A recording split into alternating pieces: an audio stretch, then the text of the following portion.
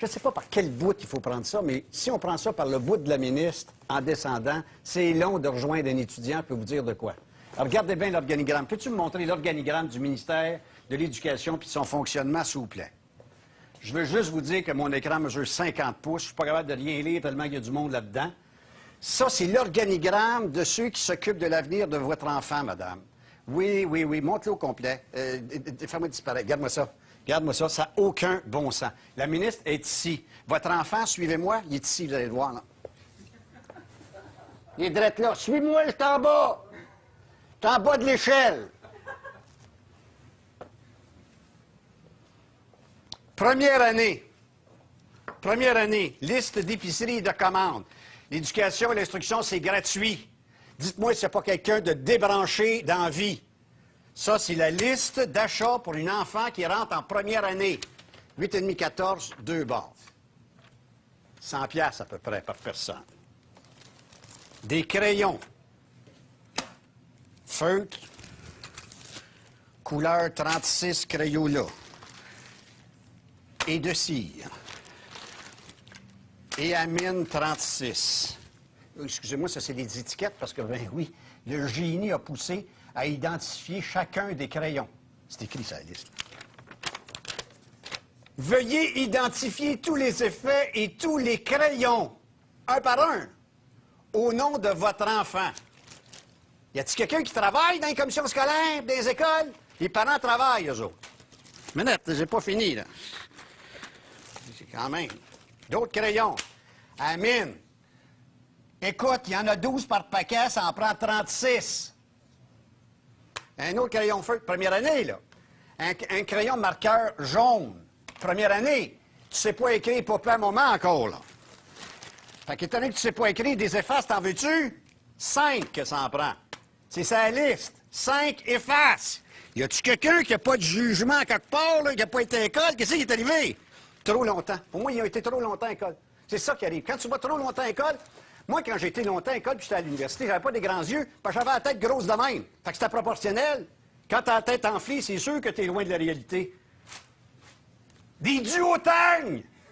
17 duotangs! 17!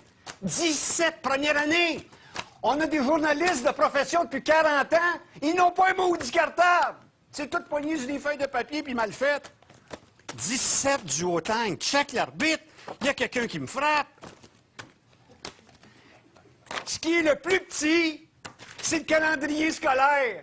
180 jours plus et moins, ça dépend sur quel bout vous le prenez. 10 jours de tempête de neige, 14 journées pédagogiques. Ils réussissent pas. Il faut les faire raccrocher. Raccrocher, je reviens tout de suite. Attendez-moi, là. On va vous montrer des outils pédagogiques de raccrochage. J'ai ça ici, là. Ça ne devrait pas tarder. Vous avez 17 ans ou 35 ans. Vous voulez retourner à l'école? Voici l'équipement que ça vous prend. Baisse, baisse, baisse. Des pétoufles. Oui, madame. Des pantoufles. T'as 17 ans, t'as pas fini ton secondaire 5. T'as 35 ans, t'es marié, t'as 3 enfants. Tu veux retourner à l'école parce que tu veux avoir une chance dans la vie.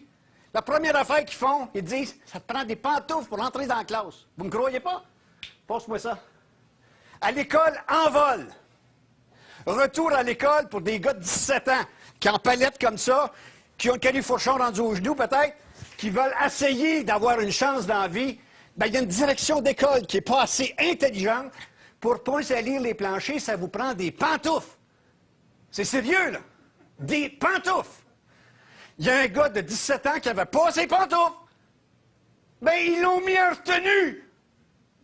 À l'école, à 17 ans. Puis le gars de 35 ans avec 3 enfants, même affaire. Ceux qui ont les pantoufles, vous pouvez vous en aller chez vous, les amis. C'est un privilège. Ça prend des épais qui s'appellent l'envol, qui étudient puis qui soient des hogs longs de même. Savez-vous pourquoi? Parce que c'est le concierge qui mène la discipline scolaire. Ils ont 2 heures de mop, fait qu'ils peuvent salir.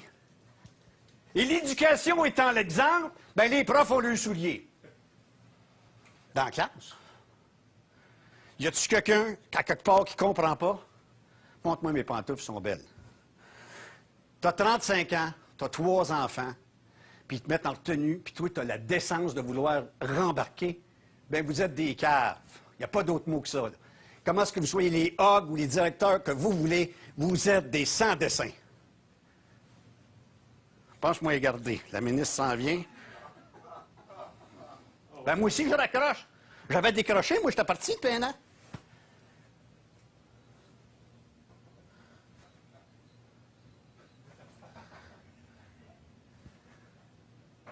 C'est sérieux, là. Il y a des organismes qu'on appelle les commissions scolaires qui ont un pouvoir de taxation, puis qui vous taxent pour obtenir de tels services. Tu as quelqu'un qui est nommé directeur d'une école, puis tu as un prof qui a de l'initiative. Mais petouf. Mais madame, elle ne mettra pas de petouf. L'éducation, c'est l'exemple. Fait qu'elle rentre avec ses souliers. Quand tu appelles à l'école, mais c'est parce que le parking est en gravier. Fait qu'ils peuvent salir les planchers. À 35 ans, le gars, il les enlève même pas ses souliers pour rentrer chez eux. Fait que c'est ça, là, la logique de l'affaire. On joue entre des hogs et penseurs, puis des sans-dessins qui n'ont pas de jugement. On veut favoriser le retour en classe et la diplomation. C'est assez fort. La ministre de l'Éducation, au retour de la pause.